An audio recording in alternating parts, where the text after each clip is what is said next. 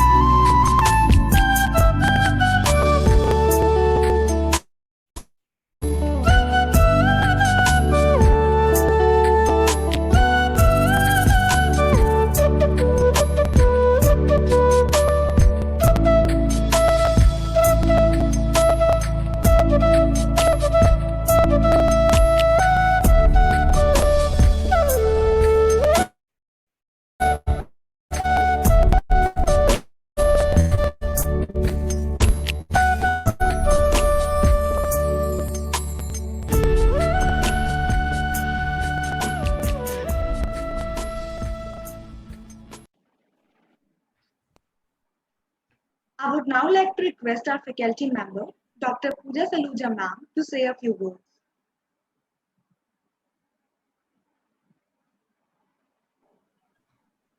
Pooja ma'am, please unmute yourself.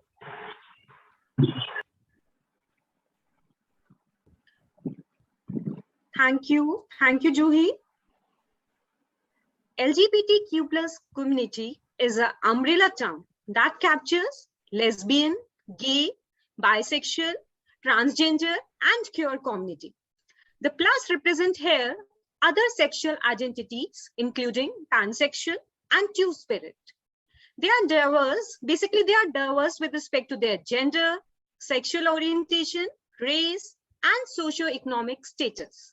Today, homosexuality and queer identities may be acceptable to more Indian youths than ever before, but within the boundary of family, home, and school. Acceptance of their sexuality and freedom to open, express their choice remain a constant struggle for LGBTQ people. LGBTQ community around the world face violence and inequality, and sometimes torture, even execution, because of who they love, how they look, who they are, etc. NSS Shivaji College has been pulling out all the stops in rejecting gender binaries, but still a lot to be done for advancing gender-based equality. We believe in the fact that sexual orientation and gender identities are integral aspects of ourselves and should never lead to discrimination or abuse. So I, Dr. Pooja Saluja, on the behalf of NSS Unit Shivaji College, welcome you all for this wonderful webinar on a very crucial topic, that is reaching for the rainbow, promoting LGBTQ plus inclusivity. This webinar will surely lay out better awareness and understanding of LGBTQ community. I'm very pleased to welcome our speaker, Debulina Dey, who despite of her extremely busy schedule, readily agreed to share her knowledge and wisdom with all of us. Thank you, ma'am. Thank you so much, ma'am, for your thoughtful words. Thank you, And Juhi. I would now like to invite the convener of NSS, Dr. Ruchira Dhingra ma'am, to address the audience. Thank you Juhi. Webinar में उपस्थित आप सभी सज्जन व्यक्तियों का NSS team की ओर से स्वागत, वंदन, अभिनंदन। आज का विषय निश्चित रूप से बहुत बारीकी से सोचने का, ध्यान मिलाने का विषय है। मैं अपनी बात यहाँ से शुरू करूंगी।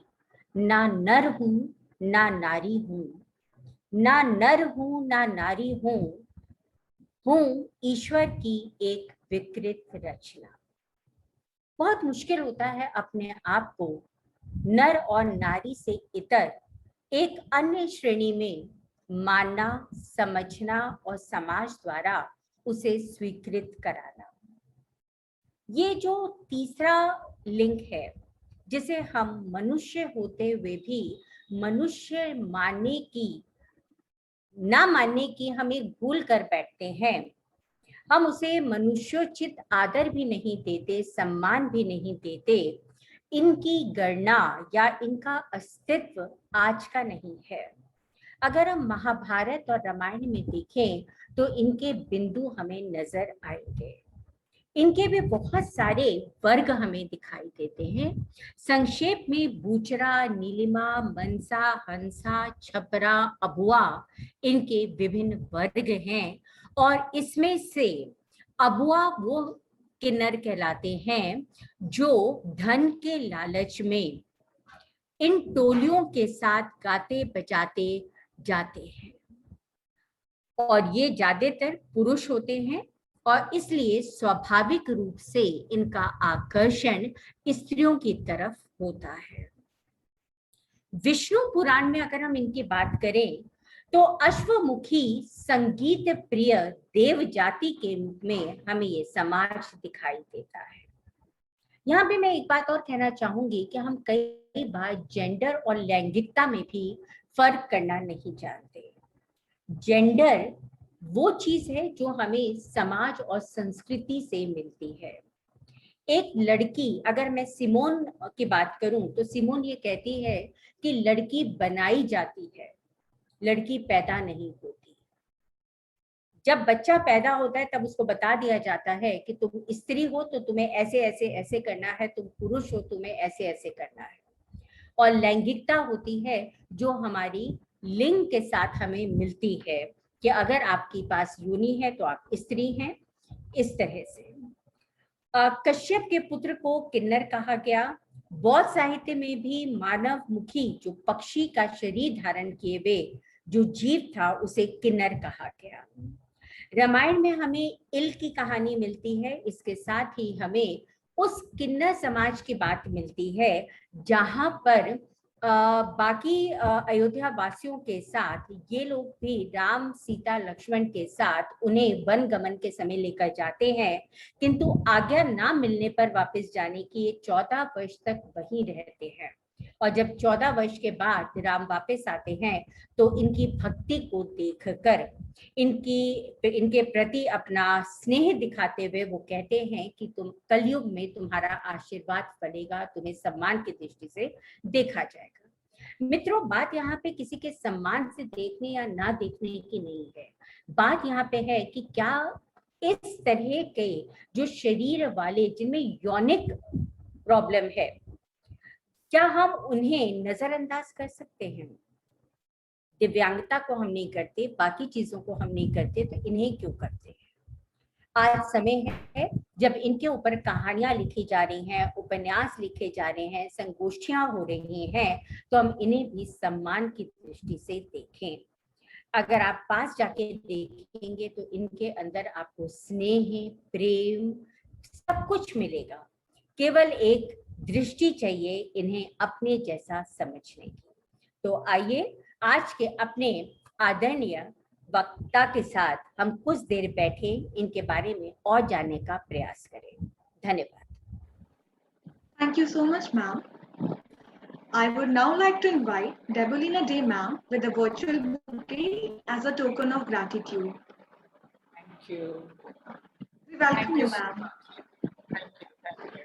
We at What do I have? Shivaji College, a premier institution of University of Delhi, credited with the grade A by NAC, believe in selfless community service and making a significant contribution to the society. At NSS, students and faculty work together to lend a helping hand to the community. The motto of NSS, not me but you, reflects the essence of democratic living and upholds the need of selfless service. So today, we have Debulina ma'am with us, who is an assistant professor at Ramjas College, an advocate of queer issues, and has been active in spreading awareness about it through videos and interviews. Thank you, ma'am, for gracing us with your presence. Thank you so Without any much. further ado, I would like to hand over this session to Debulina ma'am. Over to you, ma'am. Okay, thank you so much, all of you, for having me and choosing me to give this talk. पहली बात जब I think मैं हिंदी बहुत अच्छे से नहीं बोल सकती, लेकिन मैं कोशिश करूंगी, ठीक है? Because I've grown up watching Hindi films, so Hindi is like, you know, बहुत मुझे पता है, मुझे समझ में आता है, लिखना भी आता है, लेकिन परिभाषा नहीं आती.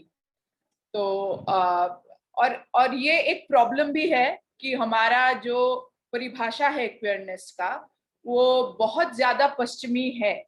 मतलब बहुत भाषाओं का कोई ट्रांसलेशन नहीं है एक्चुअली हमारे लैंग्वेज में. मैं अपने माँ को भी जब समझाने की कोशिश करती हूँ बंगाली में, तो कभी कभी अटक जाती हूँ. मेरी लिमिटेशन है, please put up with me. तो मैंने अपने आप को पूछा कि मैंने ये आपका निमंत्रण क्यों स्वीकार किया. Why did I accept? Like, why am I here speaking about something that you should listen to? Firstly, मेरा जो मैं रामजस में पढ़ाती हूँ, मेरा जो रिसर्च एरिया है वो completely अलग है. It has nothing to do with queerness. लेकिन मैं क्वेयर राइट्स, क्वेयर इश्यूज के बारे में चर्चा करती हूँ, बात करती हूँ. कहीं पे जाके अगर कोई मुझसे पूछ लेता है कि आपका क्या एक्सपीरियंस रहा है, मैं शेयर करती हूँ. लेकिन मैं क्यों शेयर करती हूँ और मैं आज क्यों आई हूँ यहाँ पे? मैं डीयू में पढ़ी थी, लेडी श्री राम कॉलेज में पढ़ी थी. 2003 से 2006 मेरा ग्रेजुएशन था. और जब मैं पढ़ी थी डीयू में, तो बहुत ही एक होमोफोबिक वातावरण था डीयू में, even though it was a very progressive college. और मेरे पास कोई एग्जाम्पल नहीं था. मुझे एक्चुअली बहुत शौक नहीं था. ये जो एडवोकेट ऑफ क्वेयर राइट्स मुझ पे थोप दिया गया है, ये मैं कभी कभार अपने आप से सवाल कर लेती हूँ कि मैं क्यों ये एक्सेप्ट कर लेती हूँ अपने ऊपर. जब स्टूडेंट्स आके बोलते हैं, दे कम आउट टू मी कि मैम आई एम क्वेयर, तब लगता है कि इवन दो मैं अपने आप को ऐसा नहीं देखती कि मैं स्पीकर हूँ या मुझे बोलना चाहिए, लेकिन लगता है कि अब जब मैं टीचर बन गई हूँ and I am very open about my identity as a queer person, मैं छुपाती नहीं हूँ, कोई शर्म नहीं है. तो स्टूडेंट्स, जो आप लोगों में कोई बैठा है, शायद छुप के बैठा है, या आपके दोस्त है, आपको पता है, ताकि उनको शर्म ना आए, ताकि उनको भी लगे कि एक टीचर भी क्वेयर हो सकती है and it's okay to be queer. और इसलिए भी क्योंकि डीयू एक ऐसा फैब्युलस सा एक माहौल है जहाँ पे सारे वर्ग के स्टूडेंट्स आते हैं, सारे शहरों से आते हैं. ऐसा नहीं है, आई मीन ऑब्वियसली दिल्ली एक बहुत बड़ा शहर है और इसमें लगता है कि सब कुछ प्रोग्रेसिव है और हमको प्रोग्रेसिव होना चाहिए, कि हमको भी समय के साथ, you know, even if we don't feel like it. हम बहुत छोटे शहरों से आते हैं और इंडिया में क्वेयरनेस की चर्चा जब हम करते हैं, हर जगह पे क्वेयरनेस की परिभाषा एक नहीं होती. I come from a very small town called Siliguri. I come from a joint family. So not really what I would say is quote unquote progressive. तो मेरे लिए from being a college student to being a college professor and actually आप लोग के सामने बैठ के to give this talk is for me to share my experience. मुझे बस अपना experience share करना है कि ये journey क्या था मेरे लिए, कैसे हुआ, और अभी भी है. ऐसा नहीं है कि सब कुछ sorted है. मैं यहाँ पे expert नहीं हूँ. I don't like to कि मैं expert हूँ, मुझे सब पता है.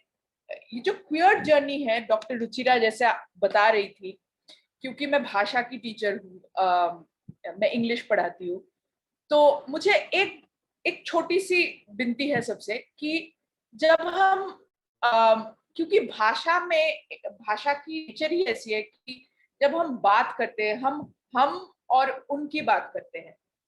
तो जब हम क्वियरनेस के बारे में बात कर रहे हैं, जब हम ट्रांस के बारे में बात कर रहे हैं, lesbians, we have to make the language more inclusive. हमारे भाषा में अंतर नहीं होना चाहिए, क्योंकि भाषा अंतर करती है. ये हम है, ये वो है, हम ही है, सब हम हैं.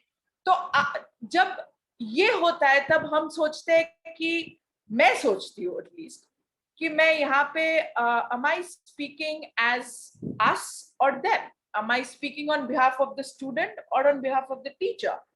And the answer is both. And the whole point कि मैं आपको बता रही हूँ, मैं ड्यू में पढ़ती थी 2003 से 2006, कि ये फुल साइकिल है. एक्चुअली हम समझते हैं कि ये पॉइंट ए से पॉइंट बी है, एक्चुअली नहीं है. ये मेरे एक्सपीरियंस में इट इज अ सर्कल. और क्वियरनेस की जो जर्नी है, वो एक सेल्फ डिस्कवरी की जर्नी है. आपको बताया जाता है कि आप बचपन से आपको ऐसे जीना है, आप लड़की हो तो आपको लड़कियों की तरह, जैसे डॉक्टर रुचिरा बता रही थी कि जेंडर जो है, जब हम पैदा होते हैं तब हमको एक जेंडर दिया जाता है कि आप लड़की हो, आप में ऐसी फीलिंग्स होनी चाहिए, आपको आपके लाइफ का ये रोल डिसाइडेड है. और एक होता है सेक्सुअलिटी, कि हमारा orientation, who are we drawn to. ये दोनों अलग अलग चीज है. कभी कभार कनेक्टेड होता है. हमारा जेंडर प्रेजेंटेशन एक तरह का होता है, तो sometimes it can be connected to sexuality, but it is not always, right? तो ये जब हमको बताया जाता है कि आपको इसी तरीके से बड़ा होना है, आपको इसी तरीके से काम करना है, आपको इसी तरीके से जीवन जीना है. ये LGBTQ+ में और क्या आता है? एसेक्सुअलिटी आता है, like Puja ma'am was saying, pansexuality आता है. जब आई रिमेम्बर, जब मैं एसेक्सुअलिटी के बारे में जान रही थी, जिसमें सेक्सुअल डिजायर जैसे हम जानते हैं उसको चैलेंज किया जाता है. तो ये जो क्वियर वर्ड है और ये क्वियर अम्ब्रेला है, इसमें वो सब आइडेंटिटीज आते हैं जो बहुत एक सीधे रास्ते से थोड़ा अलग हो. It's slightly different. It's a different way of leading your life. You may not have a partner, you may not have a lover. I mean, there is a possibility कि आप asexual हो, आप pan romantic हो, आप platonic है. मतलब आजकल मुझे नहीं पता, मैं सुनती हूँ आप लोगों से, आपकी उम्र के दोस्तों से, कि मैम हम प्लेटोनिक है, मतलब हमारे में सेक्सुअल अट्रैक्शन नहीं है, लेकिन हम रोमांटिक है. मैं ये भी सुनती हूँ, जो मुझे नहीं पता था जब मैं आपकी उम्र की थी. तो मेरा ये जो जर्नी है, it has been partly about listening, partly about learning, partly about evaluating what I know. क्योंकि मेरे कॉलेज से मैं ये जर्नी शुरू नहीं हुई थी, मेरी स्कूल से शुरू हुई थी, और मैं बहुत ओपन थी. ऐसा नहीं था कि मैं छोटे शहर के कॉन्वेंट स्कूल में पढ़ती थी, और ऐसा नहीं था कि सब ओपन थे, लेकिन मुझे कभी शर्म नहीं आई. पता नहीं क्यों मैं ऐसी बड़ी हुई कि मुझे शर्म नहीं आई, ऑल्दो मैंने घर पे कभी नहीं बताया था, मेरे दोस्तों को पता था. And then I came to college, and Delhi और दिल्ली टोक्यो ये बड़ी शहर है, अनोनिमिटी है, कोई आपको जानता नहीं है, आपको लगता है आप कुछ एक्सप्लोर कर सकते हो नई तरीके से। और तब से मैंने एक्सप्लोर करना शुरू कर दिया। लेकिन होमोफोबिया जो चीज है वो बहुत भयंकर चीज होती है, क्योंकि ये आपके भाषा में सिर्फ अंतर नहीं लाते, आपके दिमाग में अंतर लाता है। और इसीलिए हम भाषा से शुरू करते हैं, क्योंकि मुझे बहुत होमोफोबिया था।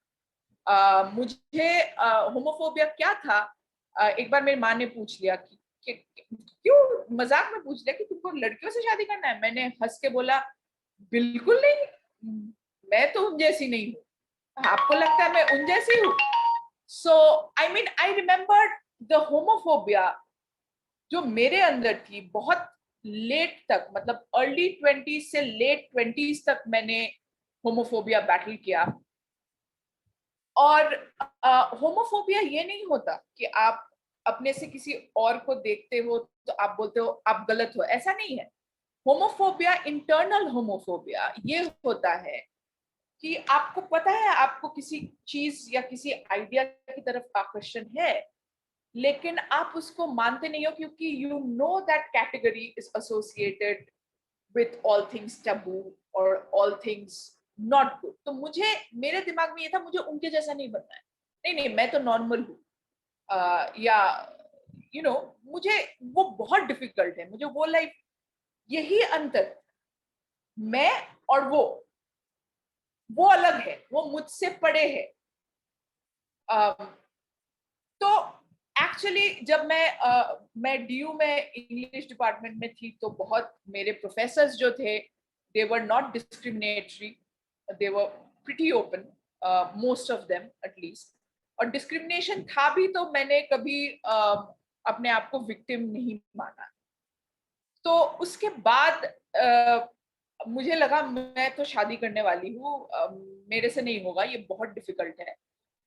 और फिर मैंने देखा, मैं गई अपनी mummy, I am an only child, तो मुझे लगा कि यार मम्मी पापा को नाराज नहीं करते, एक ही बेटी हो, तुमको समझाया जाता है कि दिस इज वेरी इंपॉर्टेंट, कि शादी के बिना तो नहीं हो सकता। तो मुझे लगा कि यार शादी कर लेनी चाहिए। तो मैं गई मैट्रिमोनी साइट में, मेरे मम्मी पापा ने एक मतलब मेरा जो स्टोरी है वो मैं इसको बहुत रैडिकली नहीं बताती कि मैं बहुत रेबेल थी और बहुत रैडिकल थी, बिल्कुल नहीं। मुझे कोई रेबेल या रैडिकल बनने का शौक ही नहीं था। फिर जब मैं शादी करने गई, मुझे, मेरे दिमाग में, मेरे एक्सपीरियंस में ये आया कि मैं भूल जाती थी उनके बारे में। मतलब मुझे प्यार तो पहले भी हुआ था, लड़कियों से ही हुआ था, और वो एक अलग एक्सपीरियंस था वर्सेस कि जब मैं लड़कों से मिलने जाती थी शादी करने, तब उनसे जब बात करती थी, मेरे दिमाग में इमोशनली मैं कुछ कनेक्ट नहीं कर पाती थी। एंड दैट इज, तभी मुझे समझ में आया कि ये जो हम बड़ा करके बोलते हैं sexuality sexuality sexuality, at the end of the day it is about कि आपका अटेंशन उधर नहीं है। ऐसा नहीं कि मैं बहुत थक गई, मुझे आदमियों को पसंद नहीं था तो मुझे औरत पसंद है, ऐसा कुछ नहीं था।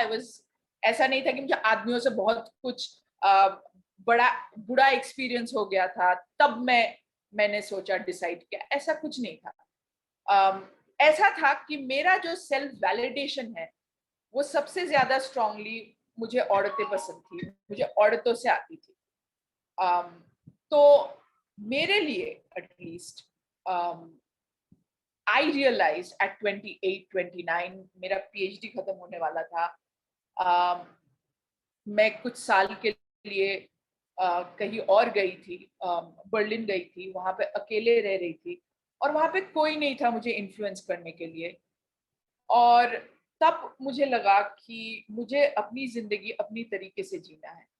अब यहाँ पे मैं कुछ और भी बताना चाहती हूँ, और वो ये है कि जब मैं 28 साल की थी तब मैं अपना जेंडर भी रीडिस्कवर कर रही थी। तो ये जो जर्नी है ना, उस जर्नी में बहुत सारे पहलुएं एक साथ जुड़ी हुई है। जैसे माहौल हो गया आपके कॉलेज का, मेरी खुद की जर्नी, मेरे जो तब के लवर्स थे वो एक तरह के थे, मेरे खुद का जेंडर जो ओरिएंटेशन था, मैं जब 13-14 साल की थी, मैं बहुत मैस्कुलिन प्रेजेंटिंग थी, मैं बहुत बुच थी। आई डोंट नो आप लोग को ये परिभाषा पता है कि नहीं, बट मैं अपने आप को आदमियों से अलाइन करती थी एट दैट पॉइंट, क्योंकि मेरे पास तब ये परिभाषा नहीं था।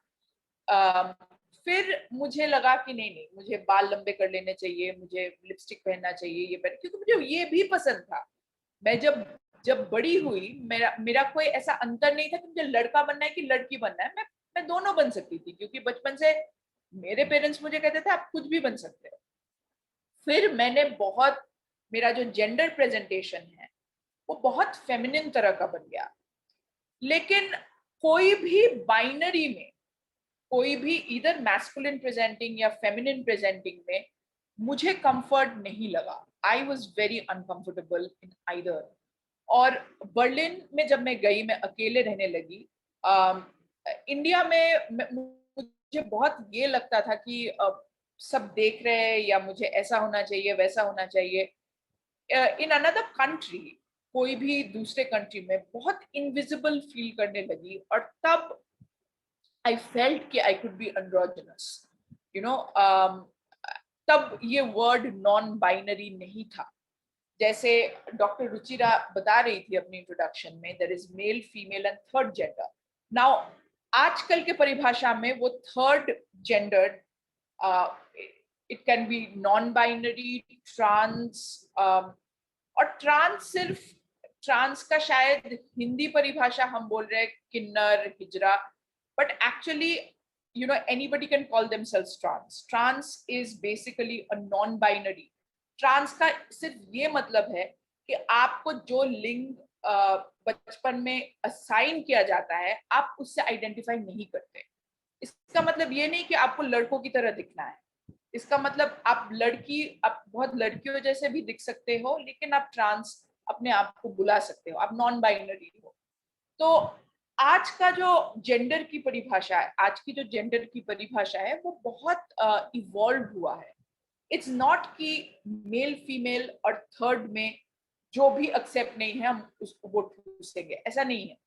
और ट्रांस का मतलब ये भी नहीं है कि हिजरा है, या हिजरा people can call themselves trans, but trans is a much bigger umbrella within the queer umbrella.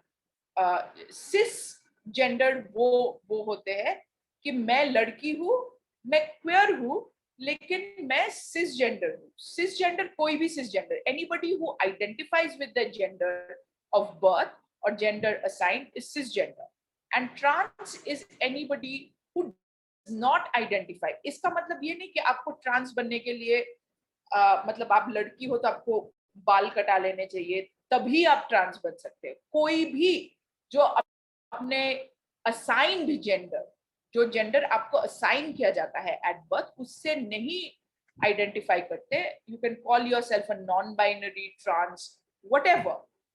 और the beauty of being queer in 2021 is, I don't know, I guess बहुत कंफ्यूजिंग भी लग रहा होगा ये सब, इतने सारे शब्द है।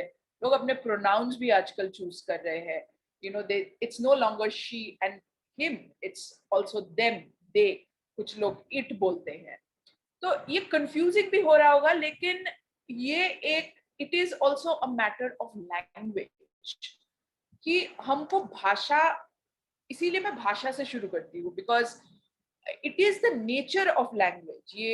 ये भाषा की मतलब नेचर है कि हमको हमेशा कैटेगराइज कर, जैसे हिंदी भी आप देख लीजिए, फ्रेंच देख लीजिए, they are very gendered language.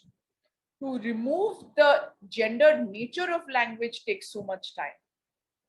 तो आप रास्ते में जा रहे हैं, आप आदमी है, औरत है, why is it necessary to be identified as a man or a woman?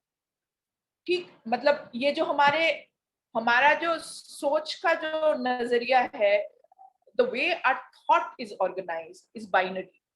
ये सही है, ये गलत है, ये मैन है, ये वुमन है, ये ब्यूटीफुल है, ये अगली है।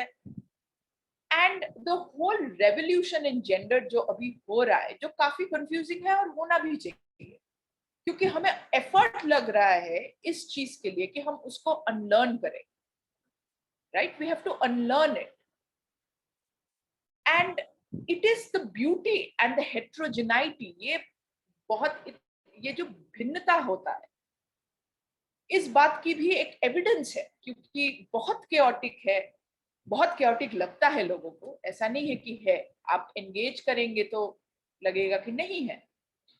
And so I asked myself why I have accepted this invitation.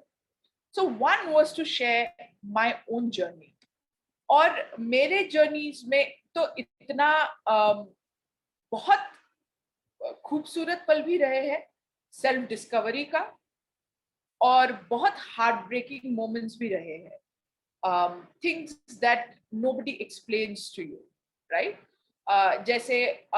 जैसे आप जब प्रोफेशनल स्पेस में आते हो, and if you choose to be a single woman, if you choose quote and quote a single woman, जैसे आपको perceive किया जाता है, and you don't have what is a conventional family, तो ऐसा होता है कि आपके कोलीग्स के या आपके दोस्तों के एक लाइफ का एक टेलियोलॉजी होता है कि भाई 28 साल में चलो शादी कर ली, 30 साल में बच्चे हो गए, फिर बच्चों के school. The moment you choose a life outside of it, ये एक आपका एक क्या कहते हैं उसको हिंदी में, आई don't no, like a designated life for you. जैसे जेंडर असाइन होता है, वैसे दिस वर्ड असाइन का मतलब आप पे थोप दिया गया, आप पे एक टैग लगाया गया है, असाइन किया गया। वैसे ही लाइफ में जो हमारी जर्नी होती है वो डेजिग्नेट किया जाता है कि अगर आप लड़की हो तो आपको इस साल में शादी, इस साल में बच्चे, आपका बायोलॉजिकल जो क्लॉक है, राइट? जब आप उससे बाहर निकलते हैं, कोई भी लाइफ, वो क्वियर हो या स्ट्रेट हो, वेल नॉट स्ट्रेट, वेल वो क्वियर हो या शायद क्वियरनेस से ना जुड़ी हो, तो आपके पास कोई एग्जाम्पल नहीं होता कि आपको अपने वक्त के साथ कौन सा चीज आप कर रहे हो जो आपको सामाजिक स्वीकृति मिलेगी, आपको सामाजिक स्वीकृति चाहिए कि नहीं फर्स्ट, और अगर नहीं चाहिए और अगर आपको उसको बैटल करना है तो आप उसको कैसे करोगे?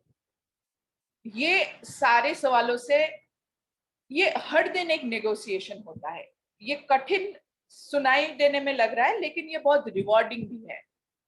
अपने लाइफ को डिजाइन करना अपने तरीके से, वो भी बहुत रिवॉर्डिंग है। मैं यही बोल रही हूँ कि in the queer rewarding and has its fair share of heartbreaks. ऐसा नहीं है कि सिर्फ क्वियर लाइफ में ही हार्ट ब्रेक्स होते हैं, so that's not true. You start living life on your own terms, and you see people in their 20s now, 19, 20, 21, your generation, the students who are in college, they're amazing. Ramjas is now having its queer society. It's amazing to see young students come out and share these stories. जो हमारे इतने कम वक्त में हम इतना आगे आए हैं, एटलीस्ट सोच में, एटलीस्ट कुछ जगहों पे हम फर्स्ट टाइम क्वियर लिटरेचर पढ़ा रहे हैं, सिलेबस में पढ़ा रहे हैं। ये बहुत बड़ी बात है। मतलब the fact that it has come to the canon means that somewhere it is taking away the stigma. लेकिन ये तो दिल्ली यूनिवर्सिटी की बात हो गई। मैं दिल्ली यूनिवर्सिटी में हूँ, मतलब even though I was born and brought up in a small city, यहाँ पे बहुत सारे प्रिविलेजेस है। आप अगर, तो मैं यहाँ पे एक और बात के लिए भी आई जो मुझे लगता है, इसलिए मैं कभी कभी लगता है मैं जाके क्या बोलूंगी, क्या ऐसा नया बोलूंगी जो लोगों को सुनना है या लोग सुनना पसंद करेंगे। एक्चुअली कुछ नया है नहीं, मैं सिर्फ अपना एक्सपीरियंस शेयर करती हूँ। लेकिन एक और मुद्दा है जो मुझे बहुत ट्रबल करता है, और जिसके बारे में मैं बहुत पैशनेटली बिलीव करती हूँ, and that is LGBT suicide and student suicide in general. आप पिछले सालों में देखिए, I don't know if you all know about the suicide of Anjana Harish. Do you guys know about it? So Anjana Harish died by suicide. She was a 21-year-old person. She identified as being bisexual, और उनके family ने उनको जबरदस्ती conversion therapy कराने की कोशिश की. Conversion therapy वो लोग कराते हैं जो बिलीव करते हैं कि ये जो क्वेयरनेस है वो कुछ बीमारी है, या ये कोई मतलब कोई फेज है, या कोई बीमारी है, या कोई मतलब परवर्जन है जिसको आप ठीक कर सकते हो. मतलब इसका इलाज हो सकता है और इसको आप कन्वर्ट कर सकते हो. अमेरिका में आप अगर एलजीबीटी हिस्ट्री देखेंगे तो बहुत ऐसे लोग हैं जो इस बात के विक्टिम रहे हैं, and it's usually families who do this to. So I have been extremely lucky that I also had a job before I came out to my parents. मेरे पास job था, मैंने I was lucky enough to have that support. I didn't face, and I had very good parents. ऐसा नहीं था कि बहुत smooth था, but I did not have to go through that. As opposed to people like Anjana Harish, bright young kids, students who want to lead their lives, and doctors actually, strangely, forcibly, जबकि आपके DSM-5 में है कि homosexuality is not a disease, it's not a mental disease, it's not a psychological disease, कुछ भी नहीं है ऐसा. बट फिर भी हमारे इंडिया में ऐसे पेरेंट्स हैं अनफॉर्चुनेटली जो अपने बच्चों को बहुत फोर्सिबली कन्वर्ट करने की कोशिश करते हैं, और ये बहुत ट्रॉमेटिक है. Can I tell you, even for me, when I came out for the first time, my mother said, I'll take you to a doctor, ये सब ठीक हो जाएगा, ये तो फेज है. क्योंकि क्वियरनेस का जो हिस्ट्री है वो एक्चुअली पैथोलॉजी से कनेक्टेड है. It was pathologized. ये गलत था, ये बीमारी था. एक्चुअली आप देखेंगे इंडिया में, अमेरिका में तो एक बहुत समय से इससे right from Stonewall riots, if you take that as a beginning point, बहुत लंबा एक स्ट्रगल रहा है. इंडिया में जैसे डॉक्टर रुचिरा भी बता रही थी कि हमारे ग्रंथों में हमारा जो कैटेगराइजेशन था बहुत स्ट्रिक्ट नहीं था. हमारे जेंडर आइडियाज में बहुत फ्लूइडिटी थी. लेकिन if you look at modernity and post the 50s, ये 90s, 2000, 2018 with the decriminalization, with section 377 going away, the discourse, ये जो डिस्कशन हो रहा है हमारा अभी, ये इसने बहुत पिकअप कर लिया है. और सडनली हमें पता नहीं है जो हम हैं, जो इसीलिए मैं स्पेसेस के बारे में बात करती हूँ कि दिल्ली में एक लेवल पे चर्चा होता है, छोटे शहरों में दूसरे लेवल पे चर्चा होता है. मेरे लिए दिल्ली में ये टॉक देना बहुत आसान था. इस बार जब मैं सिलीगुड़ी में गई थी, मेरे अपने होम टाउन में, जब प्राइड हो रहा था, मुझे थोड़ी सी हिचकिचाहट हुई. मैं गई, बहुत अच्छा लगा, फर्स्ट टाइम आई स्पोक. लेकिन ये स्टोरी जो है आपके खुद के जर्नी का, एक्सेप्टेंस का, इसमें ऐसा नहीं है कि हम ऐसे वाह वाह करेंगे या कहेंगे कि हम बहुत ब्रेव है इसलिए. हाँ, it takes courage. It takes courage to lead your life, no matter on your own terms, no matter who you are. But at the same time, it is a story of constant negotiation. आपको हर दिन, हर घंटे इसको लेके आपको negotiate करना पड़ रहा है space में. So the other reason that I come here and I talk is I am afraid that I know in my college students sometimes come up and tell me, ma'am, gay boys sometimes, that ma'am, we are being bullied in college. Students who've been beaten up. There are students like Anjana Harish who have committed suicide, lesbian couples who have committed suicide. और मुझे नहीं, क्योंकि DU में इतने वर्ग के लोग हैं, इतने मतलब इतना हेट्रोजेनस क्राउड है, हम पूरे इंडिया से आते हैं DU में पढ़ने. मुझे कभी कभी लगता है कि शायद कुछ बात करने से, अपनी स्टोरी बताने से, अपना एक्सपीरियंस शेयर करने से कहीं पे वो मैसेज चला जाए कि this is not something else. ये मेरी माँ ने जब मैं first time I came to my mother, हमारी माँ ने बोला देखो ये सब दिल्ली में होता है, हमारे सिलीगुड़ी में नहीं होता। अब पिछले साल सिलीगुड़ी में प्राइड होने लगा, थर्ड वाला प्राइड मुझे पता नहीं था। तो आई एम वेरी ग्लैड कि ये बात आजकल के जो 19-21 ईयर ओल्ड है बहुत प्रोग्रेसिव और ओपन माइंडेड है। आप लोग बात कर रहे हो इस बारे में, आप लोग चर्चा कर रहे हो, लेकिन कभी मुझे लगता है कि अगर मे बी आप लोगों के दोस्त में कोई ऐसा हो जिसको लगता है ये गलत है और ऐसा नहीं होना चाहिए और ये बाहर हो रहा है, तो ठीक है, मेरी बहन अगर क्वेयर हुई, मेरा भाई अगर क्वेयर हुआ, मैं तो नहीं मान सकती। तो मेरा यहाँ पे आके बात करने का एक ही the point being is somebody should relate that this is very common, this can happen, this happens everywhere। और ये हैपनिंग की बात नहीं कि ये हो रहा है, आपके साथ कोई घटना हो गई, ऐसा नहीं है। और सेक्सुअलिटी जो है वो बहुत फ्लूइड होता है। आप 13 ईयर के एज में आपको लग सकता है आप क्वेयर हो, बाद में लोगों को लगता है फिर हम बाइसेक्सुअल है, या आपको 13 ईयर 18 ईयर ओल्ड में लगता है कि नहीं मैं तो स्ट्रेट हूँ, फिर 30 ईयर्स में लगता है नहीं नहीं maybe I like women. ऐसे भी बहुत सारे कहानियां आप अगर देखोगे, because gender and sexuality can be fluid. I'm not saying it is always fluid, but it can be fluid. These are our own journeys that we take within ourselves. और साथ में हम जिनके साथ भी जाते हैं, जो भी हमारे साथ ये जर्नीज लेता है, दोस्त, लवर्स, पेरेंट्स, बहुत ही एक्सिलरेटिंग जर्नी होता है।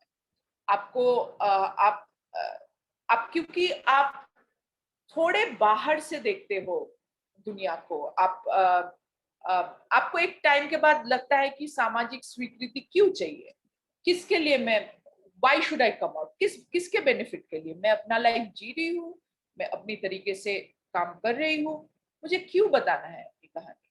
मुझे कभी कभार ये भी लगता है, लेकिन फिर मैं सोचती हूँ कि जब मैं डीयू में थी, अगर मेरे 3 साल के लाइफ में, कॉलेज लाइफ में एक भी स्पीकर मुझे आता मेरे लाइफ में, मतलब कॉलेज में, जो ये कहता, अपने एक्सपीरियंस शेयर करता, तो शायद मेरे लिए नेक्स्ट 10 साल इतना होमोफोबिया बैटल करना नहीं होता। क्योंकि होमोफोबिया सिर्फ दूसरों से नहीं आती, होमोफोबिया खुद से भी आती है, खुद की तरफ। होमोफोबिया तब भी होता है जब लगता है कि इन जैसा नहीं होना, मैं अलग हूँ, मैं बेटर हूँ। आई गेस मुझे यही बोलना था। और आई वुड सजेस्ट कि आप लोग अगर कभी और ये कार्यक्रम कर रहे हैं, आप लोग का आई थिंक 5 जुलाई तक है, नेक्स्ट टाइम जब आप लोग बहुत अच्छी फिल्म्स है क्वेयरनेस पे, जो there is a director called Debulina, also my name but someone else, Calcutta से, उन्होंने बहुत अच्छी फिल्म्स की है लेस्बियन सुसाइड पे, लेस्बियन कपल्स पे। जस्ट बिकॉज कि हमको मानना नहीं है, हम लोगों की लाइफ इतना डिफिकल्ट कर देते हैं that they are forced to give up hope in life, and I don't think अपनी तरीके से जिंदगी जीना इतना बड़ा मतलब प्रॉब्लम होनी चाहिए कि हमको लगे कि हमारी जिंदगी में आशा नहीं है। As an educator, as a queer person, I find suicide, student suicide, lesbian suicide very disturbing. बहुत डार्क जगह लगती है मुझे। और ऐसा ही होता है कि जब कोई बॉलीवुड सुपरस्टार का सुसाइड होता है, हमें लगता है कि नहीं, अच्छी बात है, हम बात करते हैं उसके बारे में, लेकिन कभी और भी हमें इन चीजों को देखना चाहिए कि न्यूज में 21 year old taking her life because her parents tried to forcibly convert her. I mean, हम वो ट्रॉमा शायद सोच भी नहीं सकते। और यहाँ पे मैं हम और उनके बीच में फिर ला रही हूँ शायद ये बोल रही हूँ कि हम नहीं सोच सकते because the person is dead. लेकिन the whole point of this exercise, me at least, is to build some compassion into those who are listening. Maybe आपके भाई, आपको पता है कहीं पे कि आपका भाई गे है, या आपकी बहन queer है, या आपका कोई दोस्त है. Stop bullying people, accept people, start with some debates. I would encourage questions, I would encourage debates, and yeah, a dialogue is a very good way. Thank you for doing this program and having me over. Thank you, ma'am, for such an insightful session. Now I would like to ask some questions posted by our audience. So the first question is, can you tell us the ways via which we can ask pronouns for an individual without hurting their sentiments or making them feel different? You can just ask their pronouns. What are your pronouns? तो queerness में एक बात जो थोड़ी सी खलती है वो ये है कि लोग assume कर लेते हैं. मुझे अगर किसी ने कोई पूछता है, नहीं पूछता है, मैं उतना बुरा नहीं मानती, क्योंकि मैं मेरे जर्नी में मेरे प्रोनाउंस बहुत how should I put it, pronouns बहुत इंपॉर्टेंट नहीं है. लेकिन जब मैं कोई पब्लिकेशन में लिखती हूँ जहाँ पे मुझे पता है कि लोग देखेंगे, वहां पे मैं प्रोनाउंस अपना दे करती हूँ, लेकिन मुझे कोई प्रोनाउन से फर्क नहीं पड़ता. लेकिन बहुत लोगों को पड़ता है, तो आप ये अज्यूम मत कर लीजिए कि उनका जो प्रोनाउन है वो उनके जेंडर से मैच करता है. आपको लड़की दिख रही है, आप सामने से देख रहे हो, आपको लड़की दिख रही है, अरे उसके तो लंबे बाल है, वो तो लड़कियों की तरह, तो वो शी होगी, राइट? लेकिन पूछिए, अगर आप ये अभी शुरू हुआ है, ये जो कर्टसी है अभी शुरू हुआ है, ये शायद 5 साल में बहुत इट विल बी, हम पूछेंगे, 5 साल में हम सबसे पूछेंगे कि आपको प्रोनाउंस क्या है. मैं इसलिए नहीं करती क्योंकि I understand that people, I am in a position where people call me ma'am and I don't mind it. It doesn't matter to me, even though I don't identify, I identify as androgynous, I identify as non-binary, but I understand that this is a concept that is picking up, people are struggling with it. मेरे से भी 1-2 बार slip हुआ है. I know that that person identifies as he, मैंने गलती से she बोल दिया, मैंने अपने आप को correct भी कर दिया. The proper way to do it is ask for pronouns, and if you slip up, say I am so sorry, I'm learning. That's always the best thing to do. Okay, ma'am. So the next question is, how should we educate young kids to be more sensible and kind and respect LGBTQ community? By not creating a divide, firstly. By not creating a divide between us versus them. Everybody is us. Everybody has a right to live their life the way they want. The way to educate is to ask questions. Because at least college में हम जब तक आते हैं तब तक हम बहुत नोशंस फॉर्म कर लेते हैं, जो भी हम घर से सीखते हैं, हम छोटे शहरों से आते हैं, जो भी है. और कॉलेज में जो एजुकेशन हमको मिलती है, एटलीस्ट ह्यूमैनिटीज में, वो हमको सवाल करना सिखाता है कि ऐसा क्यों है. और एडुकेटर्स से, जैसे आप लोगों को पता ही है कि सवाल कोई गलत नहीं होता, स्टूपिड नहीं होता, सब सवाल लेजिटिमेट होता है. सवाल लोगों को इनकरेज कीजिए. और अगर आपको डर लग रहा है सवाल करने से, उसका मतलब ये है कि वो स्पेस ऑप्रेसिव है, किसी भी तरह से वो ऑप्रेसिव है. आपको अगर सवाल से डर लग रहा है, तो ऐसा नहीं कि maybe that person, that space doesn't intend to be oppressive, लेकिन वो ऑप्रेसिव है. आपको सवाल करने का हक है. As a student, as peers, आप सवाल कीजिए, अच्छे से कीजिए, do it with respect, so that it doesn't hurt somebody else's. आपका सवाल करने का हक, ये इसका मतलब ये नहीं है कि उनको आंसर करना ही होगा या आप इंटाइटल्ड हो, लेकिन सवाल पूछने का हक तो सबको होता है. Okay, ma'am. So the last question is, what changes can be made in the college and various institutes to promote maximum LGBTQ inclusivity?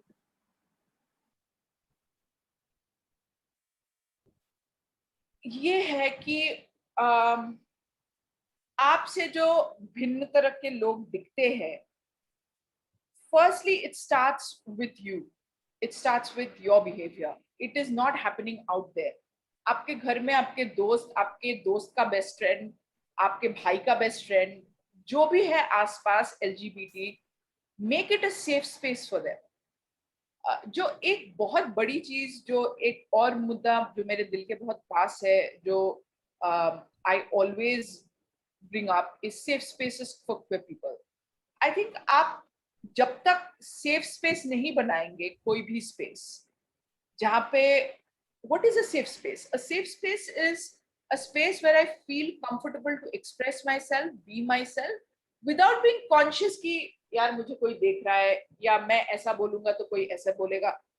It's a safe space. It's what 90% people feel in most spaces. People who are confident feel it, people who are proud feel it. Make your spaces anti-discriminatory, make them emotionally safe. Firstly, make them safe so that people don't feel emotionally scared to participate in something. Have you said something that makes that you think college में ऐसा होता है. जब मैं queer थी, मैं बहुत छोटे बाल थे. I mean, I remember I was filling out a form one day, और क्योंकि मैं बहुत masculine presenting थी, my friend just looked at me and said, अच्छा तू लड़का है कि लड़की है? And they started laughing. And this is something that I never forgot. मुझे आज तक याद है how I felt about it. People don't forget how you make them feel. या तो कुछ ऐसे मतलब नास्टी सा बोल दिया, या नास्टी सा देख लिया, या कुछ छेड़खानी कर ली.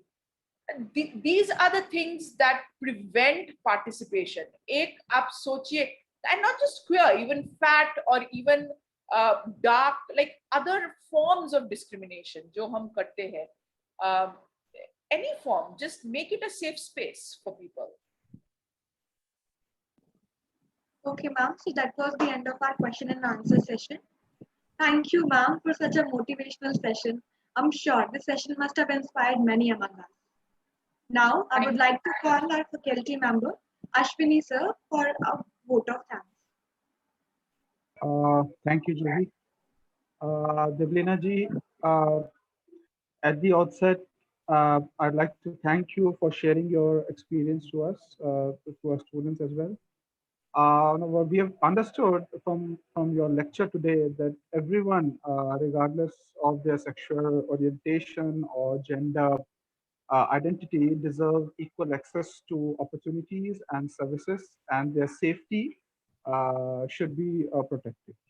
However, young people who identify as LGBTIQ and others are among marginalized and are excluded members of the society. And I'd like to remind to the audience that even according to the Article 1 of the Universal Declaration of the Human Rights of the United Nations General Assembly, all human beings are born free and equal and have dignity and their rights. Devlina ji, I'd like to congratulate you for delivering an excellent session. It was truly a learning experience for us. It was in-depth and informative. I take this opportunity to I wish to express my heartfelt thanks to our principal, Professor Shiv Kumar Sehdev, for his enthusiastic support for all such academic events. I express my appreciation for the efforts of Dr. Ruchira Dhingra, Program Officer, who has lent her time and commitment to take this NSS to new heights. I'd like to commend the faculty members associated with NSS who are ever present in organization and for their guidance. Above all, I'd like to thank our beloved students of NSS for their enthusiastic participation in this event and for work in all the NSS activities. We hope to organize many such events in the near future. Last but not the least, many thanks for our audience for today. We look forward to seeing you in many more events. Thank you. Thank you so very much for having me and spending your precious Saturday afternoon listening to my experiences. It's Thank our you. pleasure. It's our pleasure, Deblina. It's our pleasure. Thank you so much.